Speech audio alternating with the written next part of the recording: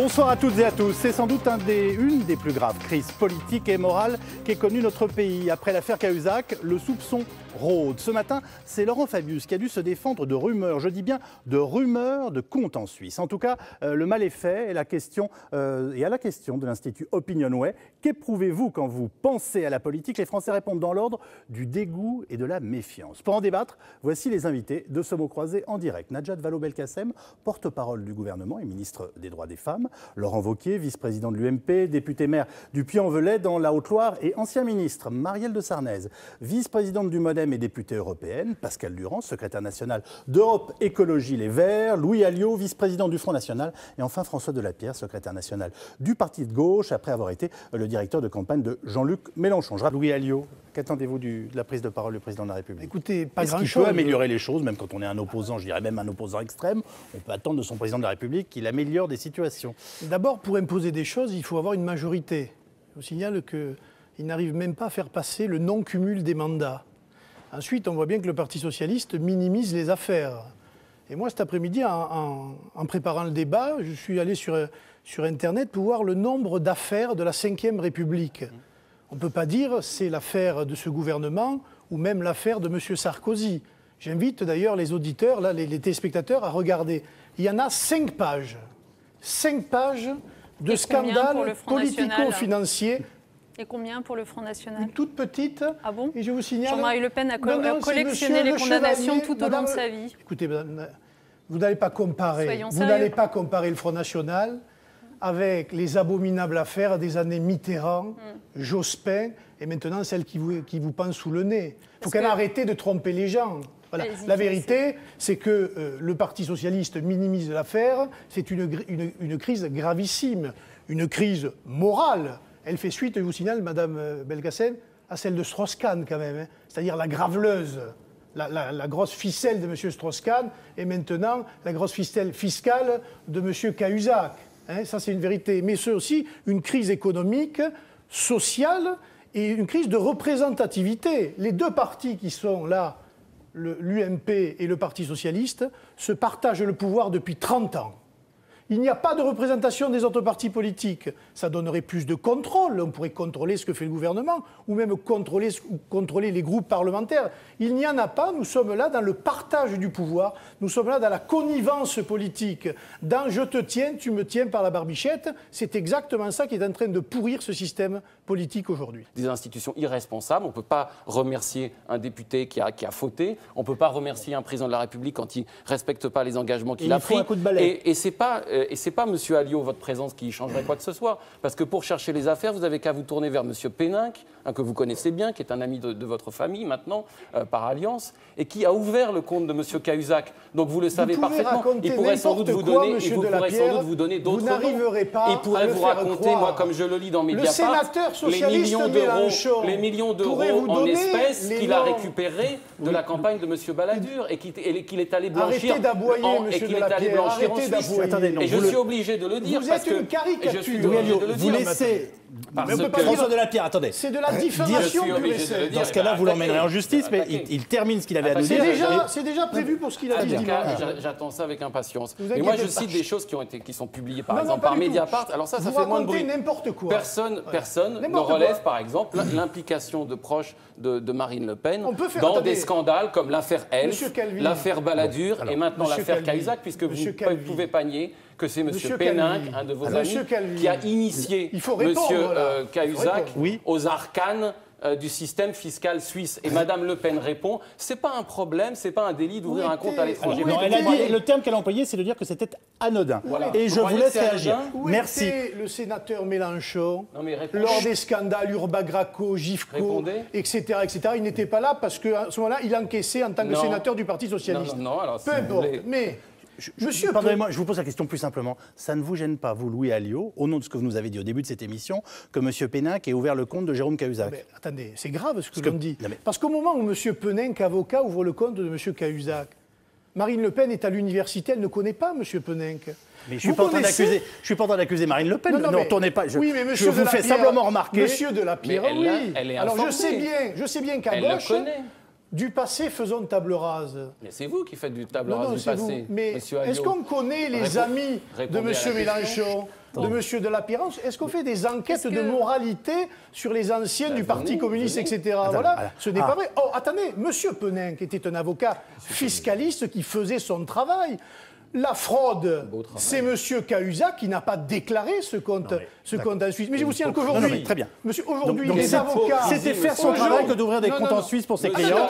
Je vous signale que les avocats ouvrent des comptes partout dans le monde aujourd'hui. Ça fait partie d'une certaine catégorie d'avocats. Vous êtes prêt à rendre public les patrimoines des élus du Front National? Bien sûr, je vous signale que Marine Le Pen l'a fait dans le journal L'Express lors de la campagne présidentielle où M. Mélenchon a refusé de le faire. Il voulait peut-être cacher quelques biens. À ma connaissance, il l'a fait. Non, il ne l'a pas fait. Il a même dit que c'était scandaleux qu'on puisse lui demander cela. Donc, il n'y a pas de souci. Mais bon, peu importe. J'ai regardé cet après-midi, il l'a fait. Monsieur Calvi, deux choses. Quand on prend des gens qui fraudent, l'exemplarité de la sanction, on est quand même aujourd'hui, il faut quand même se dire les choses, je les ai là, avec un gouvernement dont le Premier ministre a été condamné, il faut le dire, et dont le premier secrétaire du Parti socialiste a été aussi condamné. Et ces gens-là vont nous donner des leçons à nous de transparence et d'honnêteté. Enfin, monsieur Alliot, je ne les prends pas. La deuxième chose, le Front National a été émaillé de détournement de fonds, d'escroqueries, d'abus de biens sociaux, quand ce n'est pas plus. Arrêtez de vous ériger en parent de vertu, vous ne convainquez personne.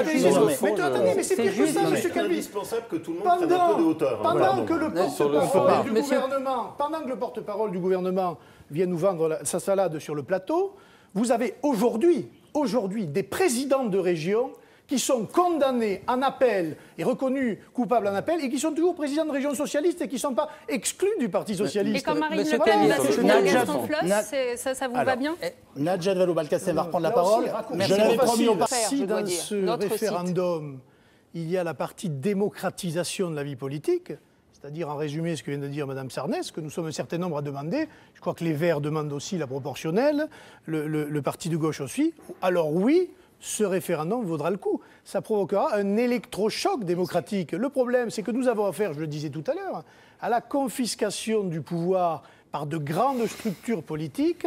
Dans ces grandes structures politiques, on accapare des postes, on négocie d'ailleurs à toi, à moi, ceci, cela, et on en arrive à des aberrations où les hommes politiques se croient au-dessus des lois. Et je pense que l'affaire Cahuzac, c'est un peu ça. Monsieur Cahuzac, il était le chef de l'administration fiscale. Est-ce que vous pensez qu'à un moment, il s'est dit « on va me reprocher à moi mon compte en Suisse, alors que c'est moi qui contrôle tous les Français, toutes les entreprises, etc. » Il pensait être au poste clé pour couvrir son compte en Suisse.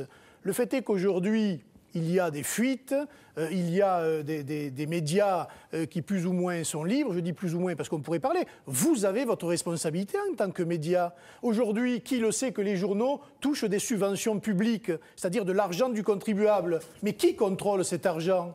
Moi, je vois bien, monsieur Mediapart, j'allais dire, monsieur Plenel, Mediapart. Les sites Internet, je crois qu'ils se sont partagés l'année dernière 20 millions d'euros. Qui contrôle cet argent? Dans le tous pourri, vous ne mettez pas seulement les partis, vous mettez aussi les médias maintenant. Qui contrôle? Voilà, je pense... les Français aussi. Mais pas du tout, mais laissez parler. Laissez-le terminer. Vous voyez bien que vous racontez n'importe quoi. C'est ridicule. Vous répondez à une question que je n'ai pas mise sur la place. Alliot. Voilà, la vérité, c'est que le contribuable a le droit de savoir. Et les médias aujourd'hui jouent un rôle qui est un rôle majeur dans le tous pourri, je vous signale. Parce que dans l'affaire Cahuzac, Marine Le Pen a été très soft par rapport aux propos totalement ahurissants et démagogiques de M. Mélenchon. C'est vos amis politiques qui ont accusé Cahuzac d'un certain nombre de choses, et c'est la presse qui s'est jetée sur lui comme des chiens se jettent sur la proie. On est quand même un pays, M. Préalvi, on l'oublie, où l'ancien Premier ministre socialiste, vous vous en souvenez, M. Bérégovoy, s'est suicidé ou a été suicidé, on ne sait pas, pour une affaire déjà politico-financière. Ce sont des choses graves qui sont en train de se passer, et je pense effectivement, ce dont vient de parler Mme Sarnez, moralisation de la vie politique et démocratisation enfin de la vie politique, serait susceptible de redonner confiance au peuple français. Avocat et conseiller régional, ça pose problème? Non, sauf que vous n'avez pas le droit de plaider contre la région dans laquelle vous êtes élu. C'est votre cas, hein, c'est pour ça que je vous pose la question. Oui, mais ça... Monsieur a raison. Et avocat et député, par exemple, Gilbert Collard. Mais justement, ça lui pose problème. Parce que Gilbert Collard a un gros cabinet d'avocats pénalistes. Il n'est pas un avocat d'affaires. Il est un avocat pénaliste. Et parce qu'il est député, on l'empêche de plaider dans un certain nombre d'affaires. Et là, c'est vrai que ça mériterait quand même qu'on se penche sur cette question. Je crois que d'ailleurs, il est en train d'étudier sérieusement cette question. Parce qu'il ne faut pas, je crois, mélanger tout le monde, mettre tout le monde dans le même panier. Ce que vient de dire M. Durand est quelque chose de très intéressant. La question, ce n'est pas de mettre tout le monde dans le même panier, c'est de trouver les mêmes règles appliquées à tous nos représentants du peuple. Mais le risque, c'est quand même le Parlement de fonctionnaires qui est quand même plus ou moins. Mais non, parce que les fonctionnaires aussi se mettraient en disponibilité, je tiens à le dire quand même ici, parce qu'il ne faut pas qu'il y ait de malentendus. Je pense qu'il faut même aller. Les mêmes règles prévaudraient. Il faut même aller plus loin, je pense. Dans le rapport Jospin, il y a un gros chapitre, vous savez, sur la prévention des conflits d'intérêts, personne n'en parle. Il y a de bonnes choses dans le rapport Jospin. On a enterré le rapport Jospin d'une manière assez incroyable, et pourtant, il y a la définition du conflit d'intérêts avec un certain nombre de mesures. Je vous rassure, visiblement, il est en train de refleurir. Oui, mais je crois, comme d'ailleurs le non-cumul des mandats, puisque le problème du non-cumul des mandats, c'est qu'il n'y avait pas de majorité, là, immédiate pour le voter, ou en tout cas pour le faire appliquer. Donc tout ce qui concerne le Parlement, je pense qu'il faut y être très attentif. Il y a des propositions, par exemple, un parlementaire qui vient de la haute fonction publique doit démissionner de la haute fonction publique. Il est quand même anormal qu'un haut fonctionnaire soit député 5 ans, il revient, il a son poste réservé dans l'administration. Mais l'avocat qui va s'arrêter 5 ans, et ça pose un gros souci. Comment il retrouve son carnet d'adresse? Comment il a fait prospérer ses affaires pendant 5 ans? Voilà une question à laquelle on ne répond pas, et il faudra bien y répondre. C'est Louis Alliot qui prend la parole.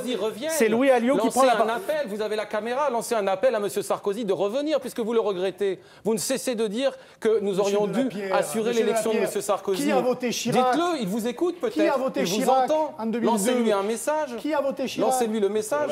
Ça a changé de scène de théâtre. Oui. Non mais Monsieur Calvi, le problème c'est que ce sont des rigolos, pas Madame... Mais Monsieur Delapierre, au front de gauche, ce sont des rigolos. Ils sont en train aujourd'hui de faire du théâtre devant vous en faisant semblant de s'opposer, mais ils dirigent des mairies, des conseils généraux, des conseils régionaux. Tout ça, c'est du théâtre, les Français l'ont compris. Théâtre politique, mais ensuite ils ont compris que le pouvoir avait quitté la France. C'est-à-dire qu'aujourd'hui, un président de la République vient faire une émission de 2 heures à la télévision ou d'1 heure et il explique que pour des mesures importantes de déficit budgétaire, de fiscalité, d'économie, il va aller demander à Bruxelles s'il peut le faire. C'est-à-dire une commission qui n'est même pas élue. Et les Français, ils l'ont compris. Ils ont voté contre le traité budgétaire européen qu'on leur a imposé par ailleurs. Et je dois dire qu'aujourd'hui, la crise démocratique, elle est là. Tant qu'on ne respectera pas la souveraineté populaire et les choix du peuple, eh bien, nous aurons 77% des Français qui ne croient pas à la politique. Mais moi, je trouve ça désastreux. Et surtout, on ne sait pas jusqu'où ça peut aller. Vous savez, il y a des crises dans le monde qui ont commencé pour moins que ça.